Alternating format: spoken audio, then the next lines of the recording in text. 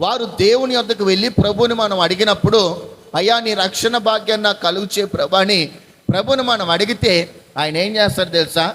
ఆయన రక్షణతో మనల్ని కప్పుతాడు. ఆయన రక్షణతో మనల్ని కప్పాలి అని అంటే మనం ఏం చేయాలి? దీన మనస్సు కలిగిన వారిమిగా. ఎందుకంటే మన ప్రభు అయినటువంటి యేసుక్రీస్తు ఆయన దీన మనస్సు కలిగిన వాడై గాడిద పిల్లను ఎక్కి ఆయన మన దగ్గరకు వచ్చుచున్నాడు అని వాక్య భాగంలో రాయబడి ఉంది. మరి దీన మనస్సు అనేది మనకుందా? దీన మనస్సు కలిగినటువంటి వ్యక్తులుగా మనం మార్చబడుతున్నామా? దేవుని యొద్దకు వచ్చినప్పుడు ఆ తగ్గింపు స్వభావం కలిగినటువంటి వ్యక్తిత్వం మన జీవితంలో ఉందా? తగ్గింపు స్వభావం చాలా మంది జీవితాల్లో ఉండదు. చాలా మందిని మనం చూసినప్పుడు చాలా గర్వంతో కొంతమంది ఈ లోకం వెర్రవీగుతూ ఉంటుంది.